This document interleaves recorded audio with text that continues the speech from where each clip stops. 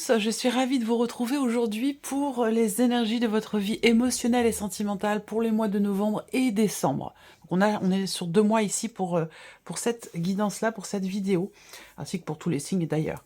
Donc novembre et décembre pour l'aspect émotionnel et sentimental pour le signe du Scorpion. Donc cette vidéo s'adresse à vous si vous êtes Scorpion, si vous êtes ascendant Scorpion ou si vous avez votre signe lunaire en Scorpion.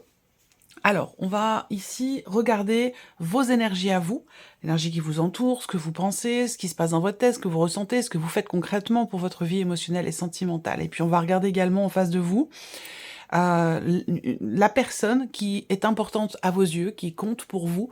Ça peut être un aspect amoureux, bien sûr, ici. Ça peut être également une relation familiale, une relation amicale, puisque l'amour se décline sous différentes facettes, bien entendu. Voilà. Alors, on y va pour vous les scorpions. Bien sûr, cette vidéo vient en complément de votre vidéo qui est déjà en ligne pour le mois de novembre. Et le mois de décembre arrivera à la suite ici de ces guidances émotionnelles et sentimentales. Alors, déjà en novembre, émotionnellement, je vous ai parlé de projet, cette idée de vouloir avancer, de vouloir faire évoluer une situation, une relation.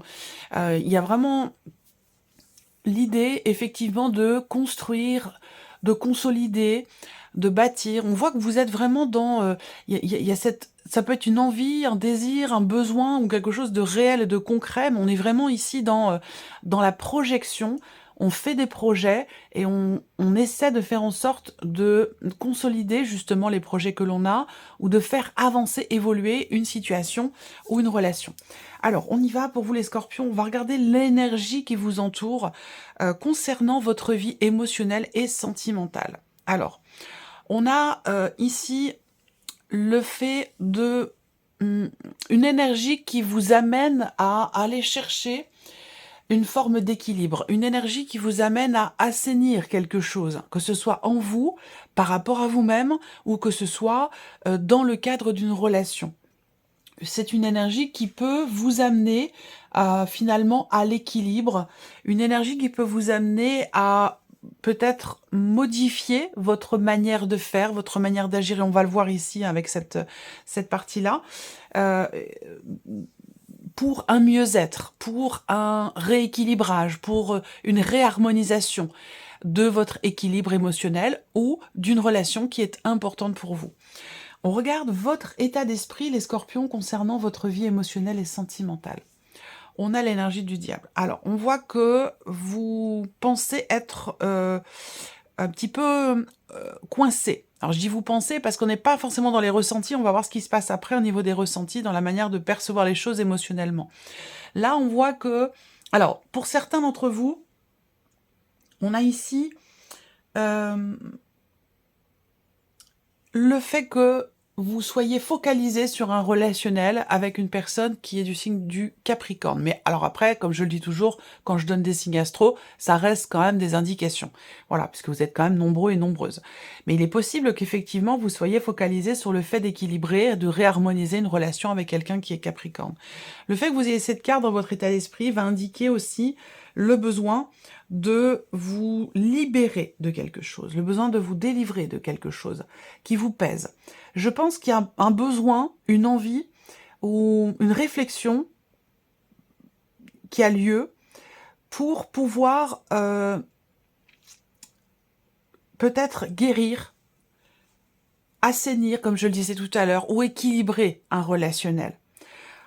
Il est possible également qu'avec cette carte-là, vous vous sentiez un petit peu coincé, enfermé, emprisonné dans l'obligation de. On ne se sent pas libre finalement ici, avec cette carte-là. Alors ça peut être libre de ses mouvements, libre de penser, de ressentir. Bon voilà, ça va être différent selon chacun de vous, bien entendu. Mais quand il y a cette carte-là, il est vraiment question effectivement du fait de se sentir un peu coincé, de se sentir dépendant de quelque chose. On peut parler aussi d'une prise de conscience par rapport à une dépendance affective également. Pour certains ou certaines d'entre vous, ça c'est tout à fait possible. On va regarder ce que vous ressentez au plus profond de vous-même au sujet de votre vie émotionnelle et sentimentale. Vous voyez le 10 de denier, je vous en ai parlé tout à l'heure par rapport aux énergies de novembre dans l'aspect émotionnel. On voit bien que vous avez, à cœur de pouvoir, construire ou consolider quelque chose et ce, pour la durée, pour le long terme. Là, on voit qu'il y a une projection quand même sur de nombreux mois, voire de nombreuses années. On se projette loin. On a envie ici de s'investir pleinement. Et avec les faits que vous ayez le diable dans votre état d'esprit, on a envie de s'investir pleinement, mais on ne s'en sent pas capable ou on a l'impression peut-être de ne pas pouvoir le faire. Il y a quelque chose qui vous contraint. Ça peut être une situation, un travail, une famille, une énergie, une personne. En tout cas, on a l'impression ici d'être effectivement emprisonné dans quelque chose, d'être soumis à quelque chose et de ne pas pouvoir, du coup, peut-être faire avancer, construire ou faire évoluer un relationnel qui est important pour vous, dans lequel, ici, avec le 10 de denier, dans lequel vous souhaitez vous investir véritablement pleinement, vous projeter, réparer ou construire quelque chose d'important dans cette relation. On va regarder ce que vous faites, vous, concrètement, l'énergie d'action, par rapport, évidemment, à votre vie émotionnelle et sentimentale, et ou sentimentale. Alors, qu'est-ce qu'on a? Le 5 d'épée. Donc, on voit que là, on cogite beaucoup. Le fait qu'il y ait le 5 d'épée, on va parler d'un conflit intérieur, d'une certaine dualité ou d'une certaine contradiction. C'est-à-dire que là, vous voyez, vous vous sentez contraint ou soumis, contrainte ou soumise, ou avez l'impression de peut-être de manquer de liberté quelque part, et en même temps, vous voulez vous engager, vous investir pleinement. Donc on est effectivement là dans une forme quelque part de dualité. Donc il va s'agir ici, grâce à l'énergie qui vous entoure, d'aller chercher l'équilibre, d'aller chercher le juste milieu. Je pense que là, en fait, la dualité, la contradiction, elle peut se situer sur, effectivement, bien sûr, deux opposés, mais sur le fait de ne pas forcément aller forcément complètement dans un sens ou complètement dans l'autre. Il y a peut-être cette idée-là, pour ces mois de novembre et décembre, d'aller chercher quelque chose de juste, quelque chose d'équilibré. On va voir, on va développer le tirage par rapport à la personne qui est en face de vous. Mais l'énergie qui vous entoure vous amène en fait à doser, à mesurer et à trouver quelque part un juste équilibre, à trouver un juste milieu. On va regarder l'énergie qui entoure la personne qui est en face de vous. Je le rappelle, ça peut être votre conjoint, votre partenaire, la personne de votre cœur, votre femme, votre mari, mais ça peut aussi ici être une personne tout autre. Si vous n'avez pas de vie sentimentale, ça peut très bien être quelqu'un en face de vous, quelqu'un qui fait partie de votre famille ou quelqu'un qui fait partie de vos amis aussi. Une amitié qui est essentielle et qui est importante. Alors, ici, l'énergie qui entoure cette personne. Alors, cette personne ici, on voit que de par l'énergie qui l'entoure... Non, je vais construire ma phrase autrement. On voit que... Alors là, on est dans un aspect quand même plutôt amoureux, mais l'énergie qui entoure cette personne l'amène à être quelque part, j'allais dire, dans le désir, dans l'envie. Alors, on va voir de quelle manière, comment ça se matérialise, comment ça se situe. Je vais développer quand même ici. On va regarder l'état d'esprit ici de la personne qui est en face de vous. Le valet d'épée. Alors, on a quelqu'un qui, ici, est dans une volonté déjà de communication. Est-ce que cette personne attend un message de votre part? Est-ce que cette personne a envie ou besoin, ou projette de vous communiquer quelque chose? En tout cas, on a clairement ici cette notion d'échange, cette notion de communication. Il est possible que cette personne... Alors là, on est dans un aspect quand même plutôt amoureux. Il est possible que là, on ait quelque chose qui soit naissant. On peut parler d'une relation naissante ou d'une énergie de nouveauté dans votre relation avec cette personne. Si je mets encore... On va voir après, parce que je vais rajouter une carte du tarot pour mettre en rapport finalement vos énergies et les siennes. Mais on voit que cette personne, elle est dans une dynamique quand même, une volonté de communiquer. Voilà, de communiquer, d'échanger. Peut-être que vous ne pouvez pas. Peut-être que vous êtes déjà dans une situation établie, que vous avez une certaine attirance pour une personne, sans pour autant qu'il vous soit possible de matérialiser les choses finalement. Et puis il se peut également que vous soyez dans la contradiction entre ce que vous avez bâti et construit et ce que vous désirez aujourd'hui. Il peut y avoir un certain décalage qui amène effectivement à des contradictions. On regarde ce que cette personne ressent au plus profond d'elle-même concernant votre relation. 9 de bâton. Alors, on a quelqu'un qui se préserve quand même. On a quelqu'un qui peut mettre des barrières. Il est possible que cette personne soit quelque part dans la séduction, et si ce n'est pas amoureux, ça peut être quelqu'un qui peut quelque part chercher votre attention, chercher la communication avec vous, mais dans le même temps, c'est quand même émotionnellement quelqu'un qui a tendance à mettre des barrières. Vous voyez? Ou quelqu'un qui a tendance à vouloir se préserver, se protéger. Donc on voit que il est possible aussi, du fait d'avoir cette carte-là, que cette personne ait le sentiment que vous mettez des barrières dans cette relation. Soit au niveau de la communication, soit par rapport effectivement à ce que vous désirez consolider, construire ou matérialiser dans cette relation. On va regarder ce que cette personne fait, de quelle manière elle agit concrètement pour votre relation. Et oui, la tempérance. Donc on rebondit ici sur la première carte avec la dernière carte. On a quelqu'un ici qui est quand même très mesuré. Quelqu'un qui sait peser le pour et le contre, quelqu'un qui est quand même dans la modération, quelqu'un qui est dans la tempérance, on a quelqu'un qui est quand même qui agit, je pense, comment dirais-je, certainement avec réflexion. On a quelqu'un qui est dans la mesure, voilà. Quelqu'un qui aussi, si on est avec le 9 de bâton dans les ressentis, quelqu'un qui met des barrières, qui se protège, ça peut être ici aussi quelqu'un qui est dans une période de guérison par rapport à quelque chose. Donc il n'est pas forcément prêt à s'ouvrir et à s'investir pleinement, en tout cas émotionnellement, parce que là on a quelqu'un qui met quand même une certaine retenue, quelqu'un qui se protège, quelqu'un qui met des barrières. Donc la raison, c'est peut-être parce que c'est quelqu'un qui est en cours d'acceptation, en cours de guérison par rapport à quelque chose de particulier. On va ici ajouter une carte du tarot par rapport à vos états d'esprit respectifs et on voit ce que ça donne quand on les met ensemble. Alors, l'addition des deux, qu'est-ce qu'on a? Bon, le roi de denier quand même. L'idée d'avancer, l'idée de consolider peut-être quelque chose dans la relation ou de consolider votre lien. On a quand même avec ce roi de denier l'idée d'être raisonné, d'être raisonnable. On a quelque chose quand même qui peut être ici calculé dans une certaine mesure sans pour autant que ce soit péjoratif. Hein, vous voyez, c'est plutôt l'idée de mesurer. On mesure ses actes, on mesure les choses, on est raisonnable et raisonner avec l'énergie du roi de denier dans sa manière de réfléchir par rapport à la situation, par rapport à la relation. Le roi de denier, c'est quand même une énergie où on est dans la maîtrise.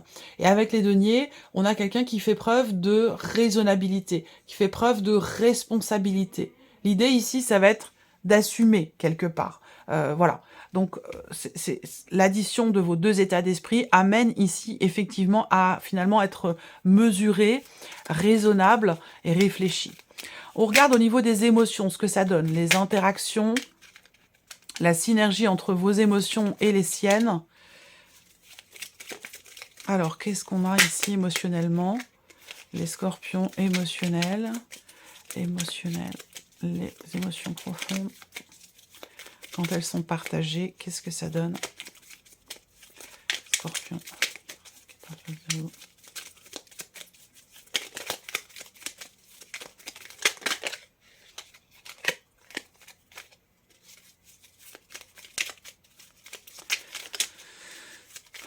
Ça peut amener une réflexion quand même. On fait le point. On fait le point, on réfléchit. Là, on voit que voilà, il y a quelque chose qui est problématique là au niveau de la communication.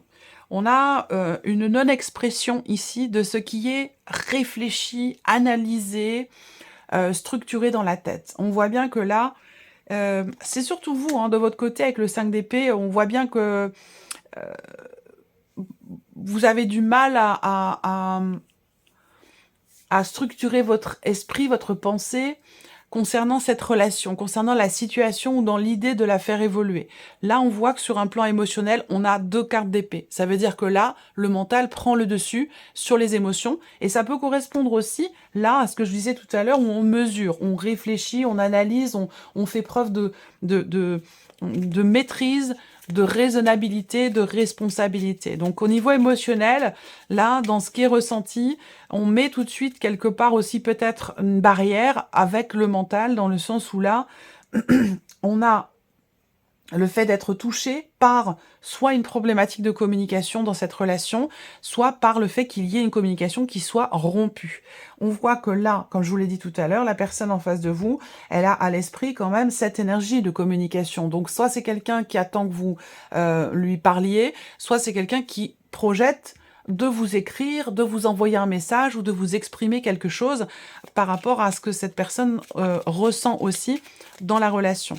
On va regarder la sphère de l'action, justement, ici, et voir la synergie entre vous et cette personne, dans vos manières respectives d'agir pour cette relation. Sphère de l'action.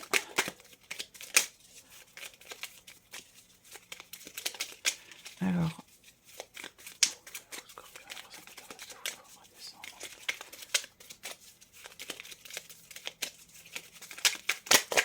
Quelqu'un en face de vous qui relativise beaucoup, alors que vous êtes beaucoup dans le mental par rapport à la situation ou concernant la relation.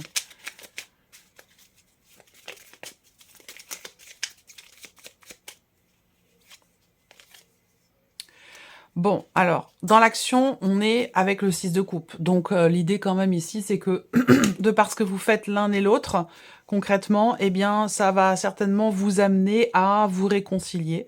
Ça va vous amener à, ici, un mieux-être.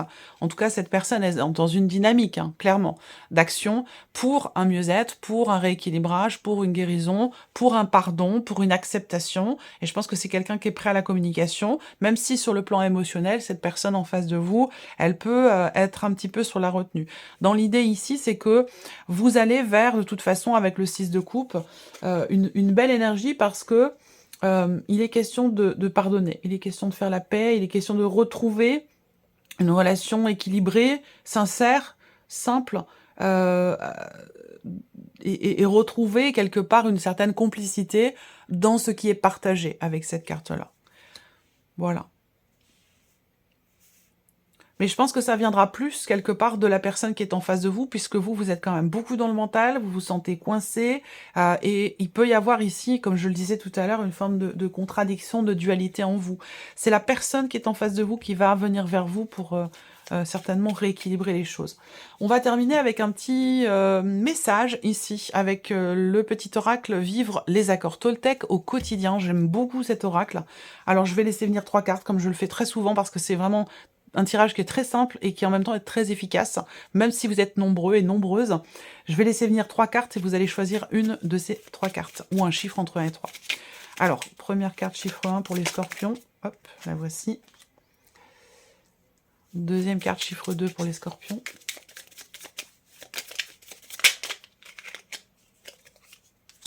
Et troisième carte, chiffre 3. Voilà. Alors, chiffre 1, 2 ou 3. Vous pouvez faire pause sur la vidéo si vous voulez prendre votre temps. Alors ici, première carte, chiffre 1, qu'est-ce qu'on a ici? Je suis responsable de mes actes, mais pas des sentiments que je fais naître en toi, en l'autre. Quand je culpabilise et que j'endosse toutes les fautes sur moi, je prends conscience que je n'ai en réalité aucun pouvoir sur personne. Je ne suis responsable ni du bonheur de l'autre, ni de son malheur, même si il ou elle se plaint du contraire. Voilà pour cette première carte, ce premier message. Ici, deuxième carte, chiffre 2, on a « Je dois donner mon accord pour que les réflexions de mon entourage qui me touchent deviennent réelles.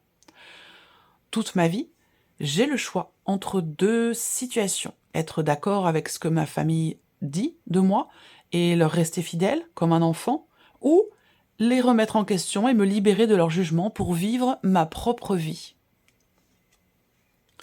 Et la troisième carte, le chiffre 3, on a ici « Je me protège de mes jugements qui me font me sentir mal ». Je prends conscience que tous mes jugements sur moi-même ont peut-être grandi en moi comme une graine qui ne m'appartient pas. Quand je me dis « je suis nul », par exemple, comment puis-je être sûr que cela vient de moi? J'aime beaucoup ce petit oracle. Voilà pour vous, mes chers scorpions. J'espère que cette vidéo vous a plu, que ce tirage résonne en vous. Merci à vous, merci de votre présence, de votre fidélité. On se retrouve très bientôt pour les prochaines vidéos. Au revoir.